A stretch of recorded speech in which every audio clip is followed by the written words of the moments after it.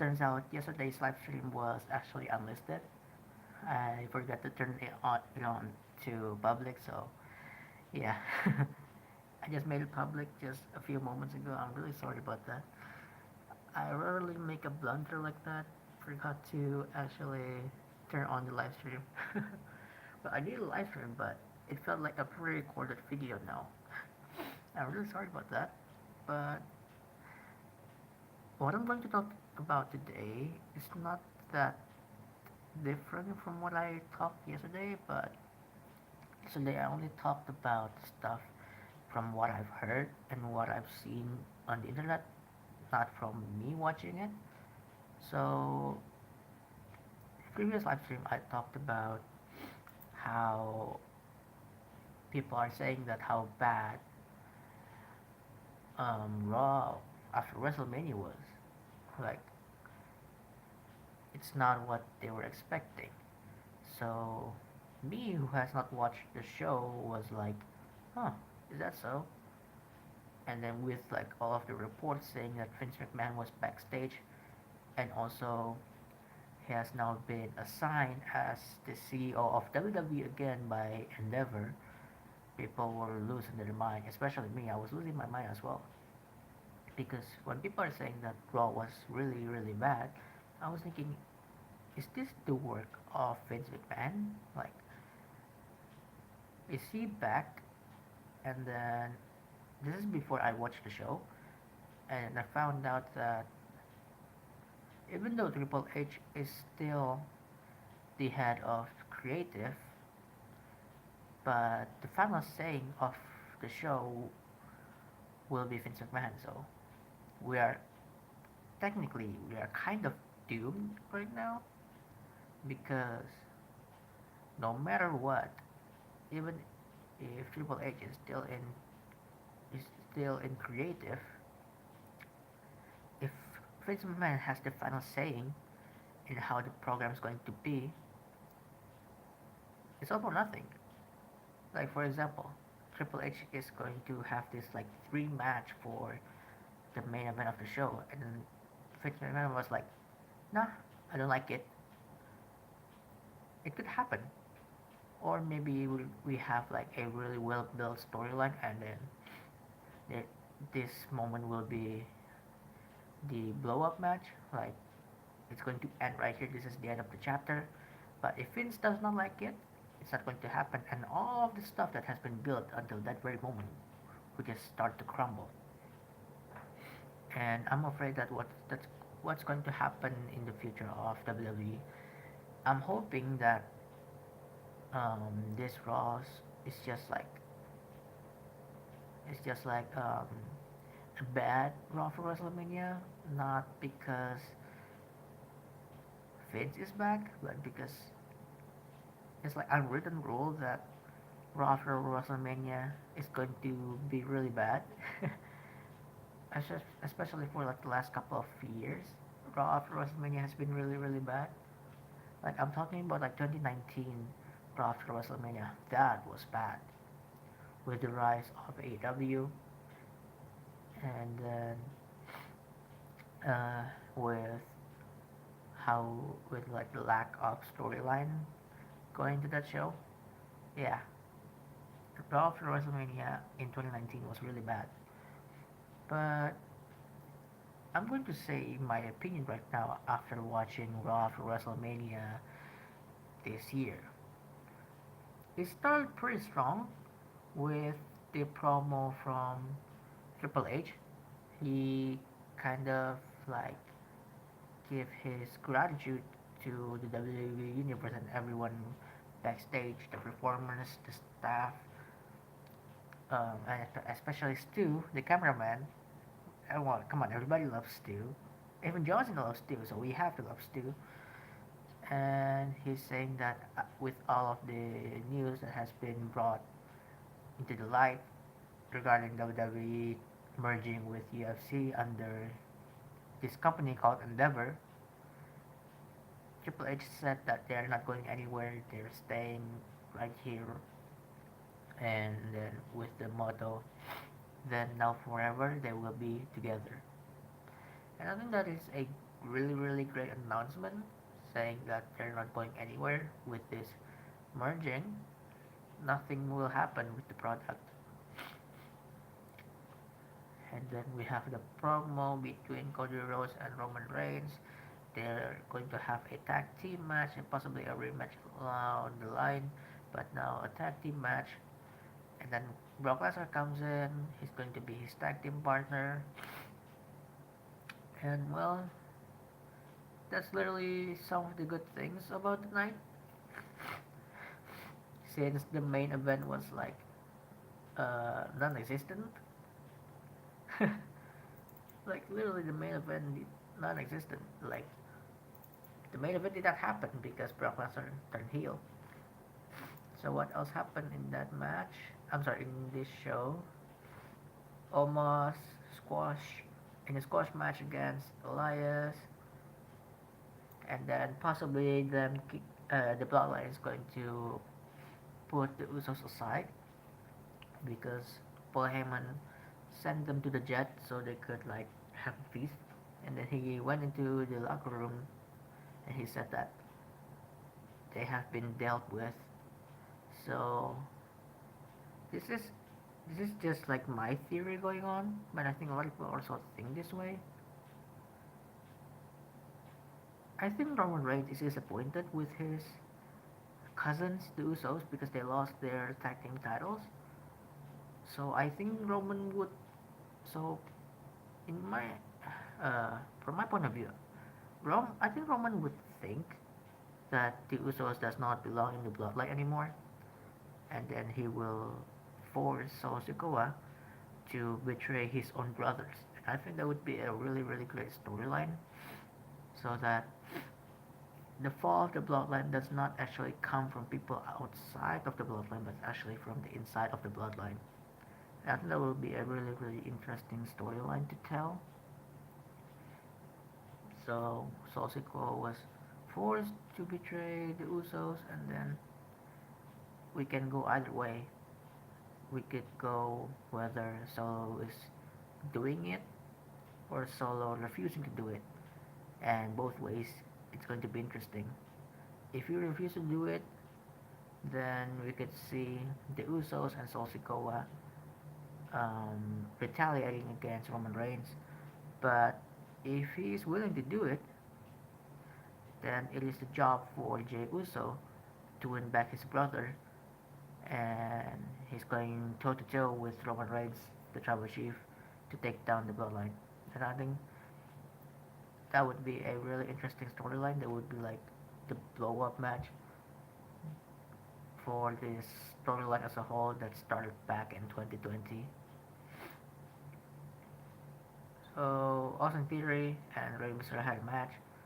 Rey Mysterio lost because of Dominic Nick Mysterio, and then Damien Priest sent Bad Bunny to the announce table. And I think this is a way for them to build up the match. So I think it would be a tag team match between Dominic Mysterio and Damien Priest against Rey Mysterio and Bad Bunny at WrestleMania Backlash, and then it will lead to the Judgment Day versus the Latino World Order. So I think that would be fun. And then another tag team match. So we have the tag team match between Sami Zayn and Kevin Owens against the Street Profits. Not for the title, it's just for the fun. And it was a really great match. I really enjoyed it. And then what else? Oh yeah, Bobby Lashley had a squash match against Ali. That's it. And then Bianca Belair had a promo.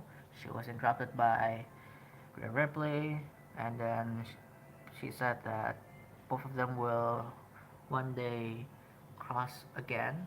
Their path would cross again. So I think they would still be champions at least until Survivor Series if they want to make Survivor Series a brand versus brand again. But if they're not going to do that this year, then possibly these two would collide once more.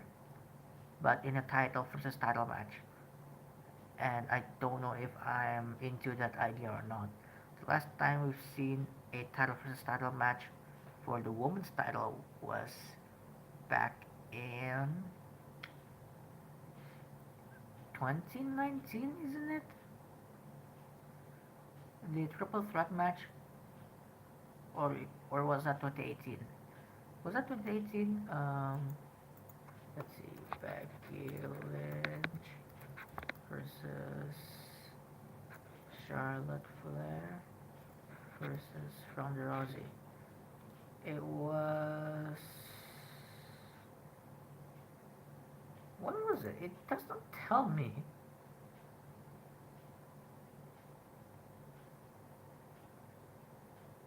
WrestleMania 35. So WrestleMania 35 was on 2019. Really? It's on 2019? Did they have like a two-night on 2019? Because from what I remember, the main event was not this. I remember this was the main event, but I thought there was another main event, and it was Kofi Kingston versus Brandon Nelson.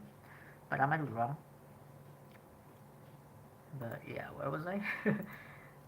Oh yeah, that was the last time that there has been a title versus title match for the women's side, and I can't remember how they separate the title again.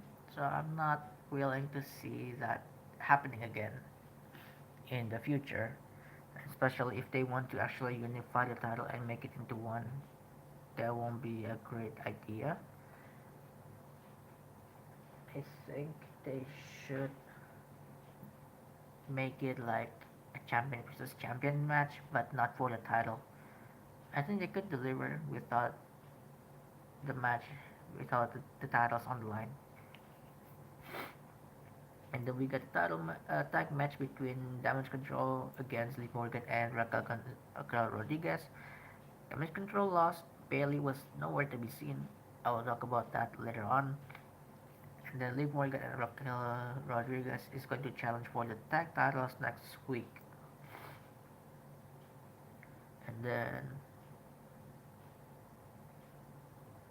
The Miz had a promo. Matt Riddle returned. I don't know, man. I don't really miss Matt Riddle, so I was like, oh, okay, fine, but I don't care. And then the main event, Brock Lesnar betrayed Cody Rhodes. I think it was a really interesting betrayal, especially with Brock Lesnar flipping everyone off towards the end of the show. I think that was really interesting. But let's get to some of the stuff outside of the show. So, Bailey not showing, probably because she's not there at the show. But some people are saying that she might be upset with the fact that Vince is back, and she was one of the group people that is rumored to wanting to leave the company because there were two people that was rumored to that wants to leave the company. Those two people are probably Drew McIntyre and Bailey. I would love for it to be not those two because those two were amazing. They are amazing in WWE, and it would be a shame to see them leave before they had enough with Naomi and Mer- uh,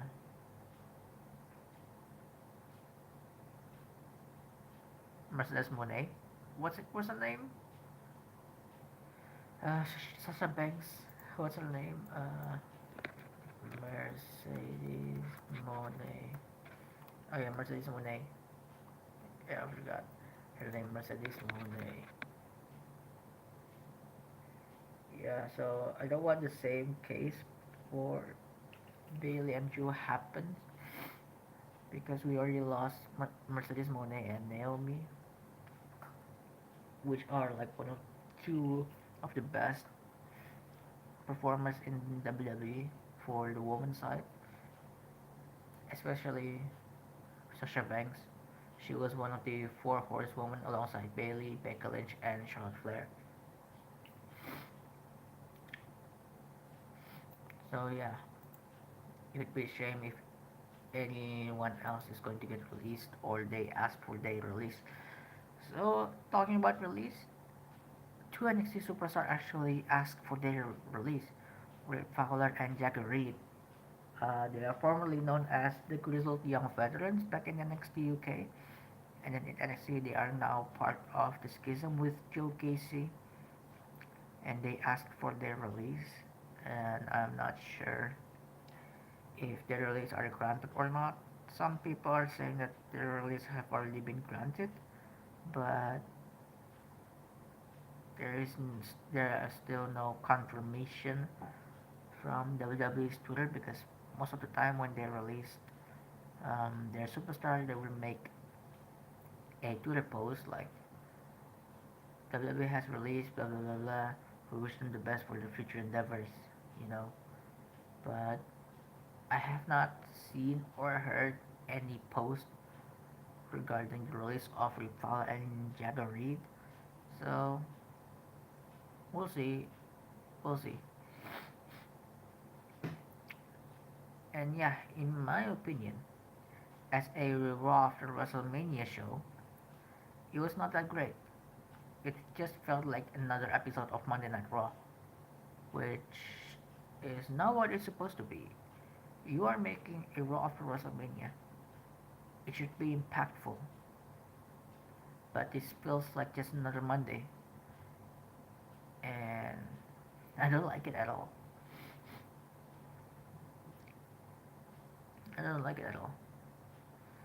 And so, huh, hold on. And so, I'm worried for this week's SmackDown if it has the same elements or if it has the same feeling as today as if yesterday's Raw, then we are doomed. But if it's actually a lot better, then I think we are fine. But maybe we need to um, not let Vince run the show. He is currently the CEO again, and I hope Endeavors would reconsider this decision because the reason he stepped down is because he was actually getting investigated. So maybe putting him in the CEO spot is not a great decision because he was still under investigation and that's why he stepped down. So yeah, I think that's all I want to talk about. If any of you guys are like get fed up with his latest Raw, then I would recommend you guys to actually watching NXT because it's actually for some reason it actually became a lot better after watching yesterday's Raw. NXT has been really entertaining, especially after I found out that Braun Breaker turned heel and then Indy Hartwell won the NXT Women's Tag Championship. That was something. I did not expect that to be the case. I have not watched the full show. I will watch it tomorrow alongside the today's episode of NXT. But yeah, if you want to watch some good stuff, go for NXT. There's some good stuff there. Just what starts with the weekly show. It's getting really interesting between Braun Breaker and Carmelo Hayes. So if you get fed up with the stuff at the main roster between Roman Reigns retaining his championship every single week, every single event, every single month, every single year, just go watch NXT. It has been really interesting. It has been building up a lot of good stuff. So I think I'm just ending this. I'm just going to end this here. Thank you so much for watching. My name is Defaja, and I'm signing out.